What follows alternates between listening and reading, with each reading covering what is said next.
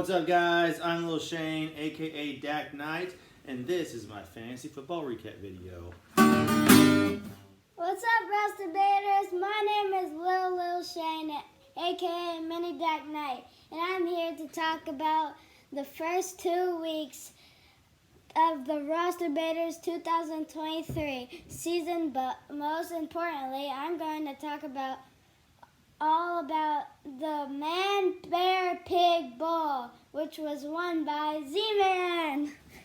Oh yeah, go Z-Man. Oh yeah, go Z-Man. Oh yeah, go Z-Man. What's up, Rosterbaiters? That's right. We're going to break down the first 2 weeks of our 2023 fantasy season. I'm going to dive into Z-Man's glorious win over B-Man in this year's Man, Bear, Pig Bowl. We're going to break down what happened, some of the other close games that happened this week and last week. We're going to talk about the standings a little bit. It really was a tale of 2 different weeks. One really shitty, and the other one was pretty damn impressive. Except the massive injuries that happened between 2 star running backs in the first 2 weeks, especially Nick Chubb. The crazy thing is, we already do not have anyone who's undefeated. There's no one that's 4-0.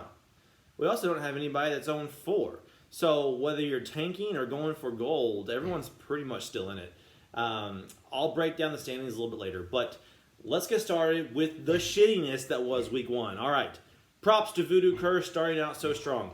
He didn't have one of his massive 260, 270 point blow-up weeks, but he still put up the most points in the league, taking down Z-Man. Will you give me a second?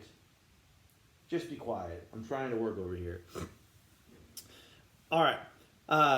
It was the man who actually was drafted by yours truly, Tyreek Hill, who did most of the damage. 47.5 points is very impressive. I didn't check out this stat yet, but I bet you it's almost certainly one of the top 10 performances in the league. Other than Aaron Jones, everyone else was pretty mediocre, to be honest. He even got some duds in Tyler Lockett, who made up for it in the next week, and I'll get into that a little bit later. And also Mike Williams did not do so hot. On the other side, Z-Man's main man, Josh Allen, did not come through for him. Neither did his running backs. Even with that low score of 127, he was still the 5th best scorer of that shitty week. But he did lose to the median by 5 points.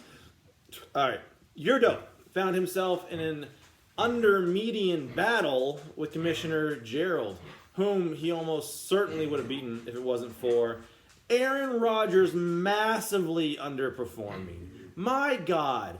Aaron Rodgers scored 22.19 points lower than what he was projected. Come on, dude. You didn't even score a positive point. All you needed was 1.25 points out of the former MVP and Super Bowl champion, and he couldn't get it done. Absolutely unbelievable. I mean, did the Jets just turn him into that pumpkin? I just straight up awful. No excuses from Aaron Rodgers. Except I think he got hurt. Okay. Regardless, even with Christian McCaffrey and Travis Etienne going off, they couldn't get it done. With Mr. Negative 0.5 points down there, well done, G. Aaron Rodgers' ruptured Achilles saved your ass. Quiet. Get you involved in a minute. All right.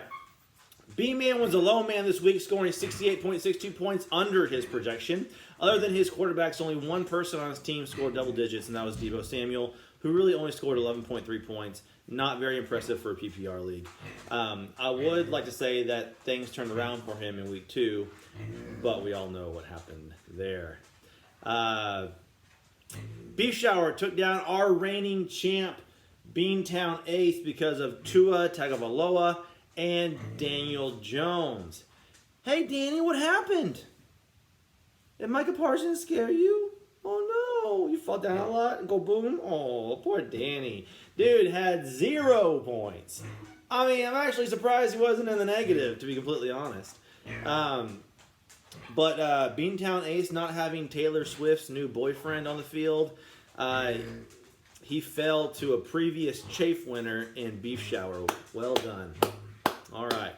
Oh, and my team sucked some big old balls. Thank you, Lamar Jackson and Joe Burrow, for a combined 8.25 points, you jerk-offs.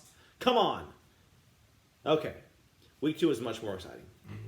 The league median for Week 1 was 129.96. For Week 2, it rose up to 166.65.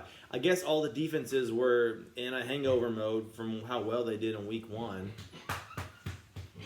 And the offenses finally decided to wake up and actually do something on the football field after I guess they needed to get a little bit warmed up from Week 1.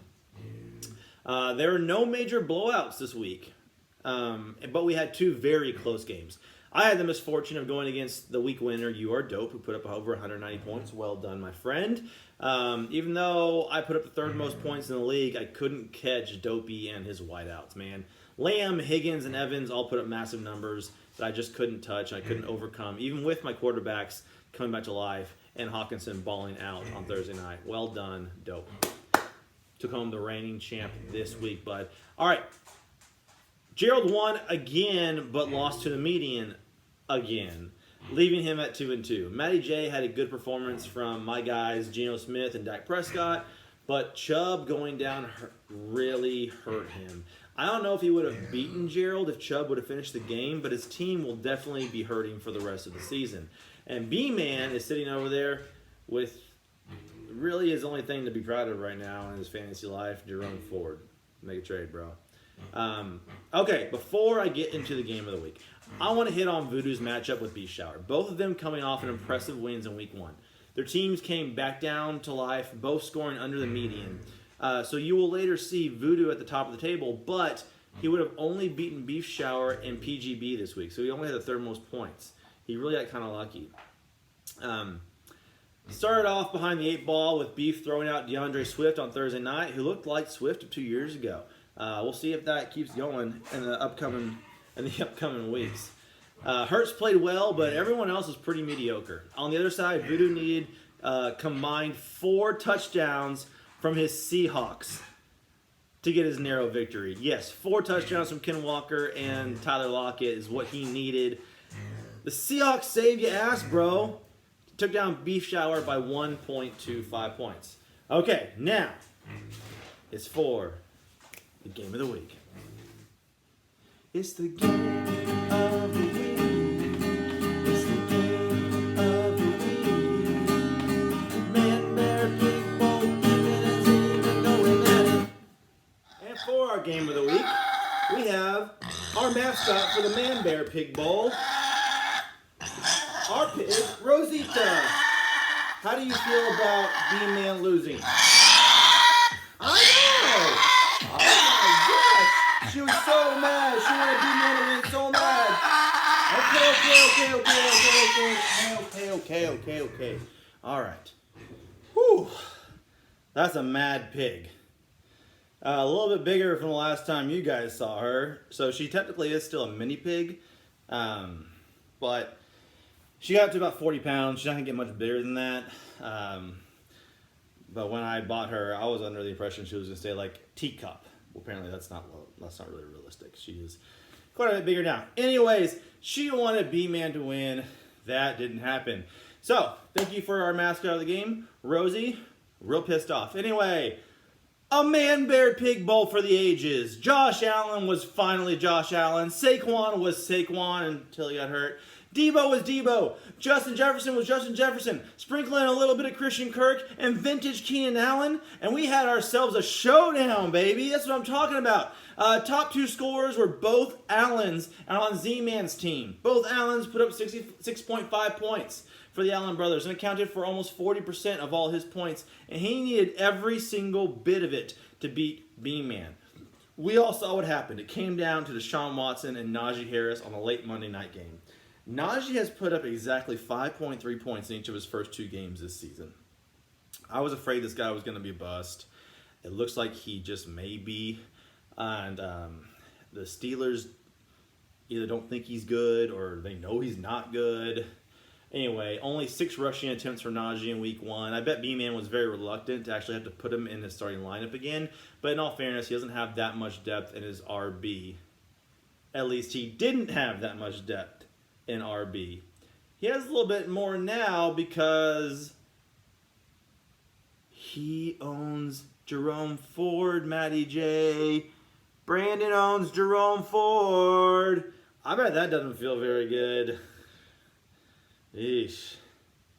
It feels good for Brandon. Anyway, B-Man could have started either of his other quarterbacks over Trevor Lawrence to win the game. He could have, but he wouldn't have done that. No one else would have done that, so I'm not going to hold that against him. There's really not a whole lot he could have done. It was just a fun game, and he just lost.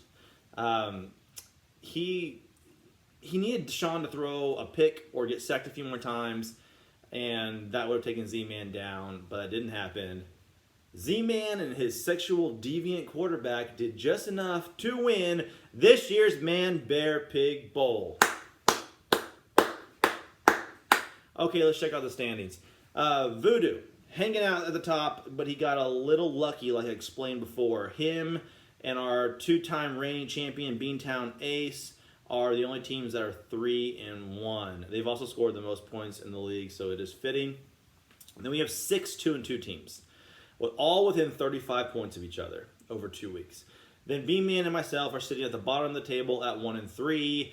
I called this out on my preseason video. I said I'm going to have a tough matchup in week 1, and I am already projected to lose in week 2, even though my team was supposed to be the best team in the league, which doesn't mean jack shit. And here I am starting off 0-2. Luckily, I got a medium win this win, so I'm not completely defeated. But that's okay, because next week I am playing against our commissioner, Gerald, who I historically do pretty well against. I will be leading the way with both of my B. Robinson running backs, baby. Let's hope that my boys Brian and Bijan will get the job done. Okay, good luck in the Jerome Ford race and bids tonight. Hopefully y'all are going to, not in this league, obviously, because Brandon owns them, but in all your other leagues, hopefully y'all get a couple bids in, except for if you're bidding against me in some of my leagues. I'm not going to tell you what I'm going to bid. But anyways, I'm going to go ahead and cut it, guys. That's all. Good luck in week 3 for Lil'Shane, Mini Dak Knight. I'm Lil'Shane, a.k.a. Dak Knight, and I'm out.